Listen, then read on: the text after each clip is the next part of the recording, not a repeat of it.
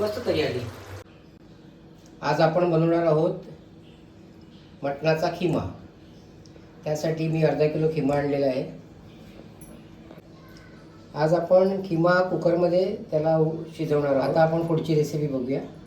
हा व्हिडिओ शेवटपर्यंत बघा।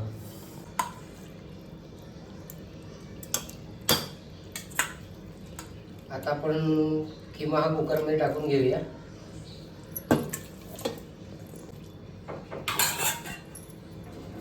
आपण खिम्यामध्ये हळद टाकून घेऊया। आता खिम्यामध्ये प्रमाणशीर पाणी टाकूया। खिम्याचंही पाणी आपल्याला सुटणार आहे, त्यामुळे थोडं बेतानीच पाणी टाका। आता आपल्याला खिमा हा उकळून घ्यायचा आहे। आता आपण कुकर गॅसवर ठेवलेला आहे आणि आता आपण चांगले 5 शिट्या काढून घेऊया, कारण मटण शिजायला थोडा वेळ लागतो, त्यामुळे आपण 5 शिट्या घेणार आहोत। आता आपण कुकर खोलतोय। कुकर खोलले, आपला खिमा चांगलाच शिजलेला आहे। आता आपण कढईमध्ये तेल टाकून घेऊया आणि मसाल्याची तयारी करून घेऊया। प्रथम आपण आता पॅनमध्ये कांदा टाकून घेऊया।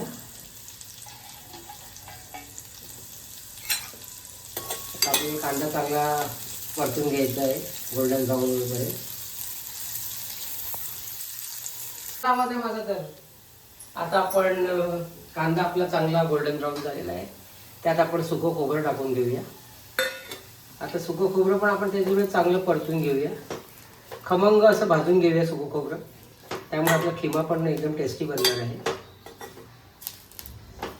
वाटणामध्ये थोडं लसूण टाकून घेऊया। आता आपण त्या चोळीला आलं, आता परत चांगलं परतून घेऊया आपण।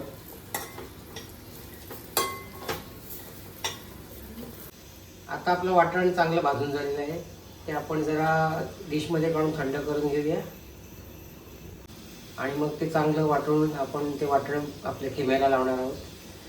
आता वाटण पण चांगलं वाटून घेतलेलं आहे आपण। खिमा बनवायला सुरुवात करूया। प्रथम पॅनमध्ये तेल टाकून घेऊया।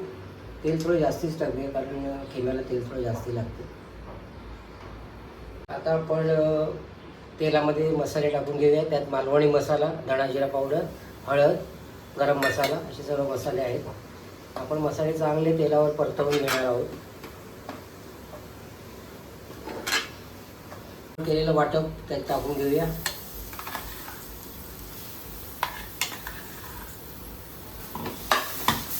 आता आपलं वाटण चांगलं परतवून घेऊया।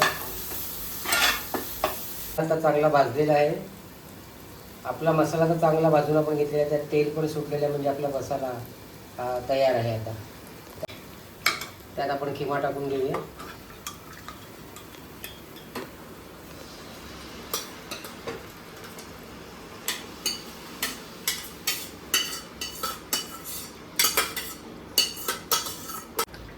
आता आपण चांगला खिमा ढवळून घेऊया, मसाला एकजीव करून घेऊया त्याला, आणि मंद आचेवर आपण त्याला।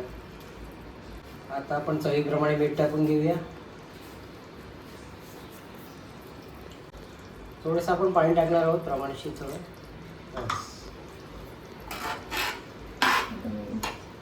खिम्याला चांगला कलर आलेला आहे। आता आपण झाकण देऊन त्याला शिजून घेणार आहोत, अजून थोडा मंद आचेवर झाकण ठेवणार आहोत त्याच्यावरती, आणि 10 मिनिटं आपण मंद आचेवर शिजवून घेणार आहोत। आता आपण झाकण काढून बघूया। वाव, सुंदर कलर आलेला आहे। आता आपण थोडी त्यावर कोथिंबीर पेरून घेऊया, आणि आता आपला खिमा हा खाण्यासाठी तयार आहे। आपण त्याचा आस्वाद आज मालवणी वड्याबरोबर घेणार आहोत आणि भाताबरोबर घेणार आहोत। तर या मंडळी खिमा खायला। मस्त तरी आली।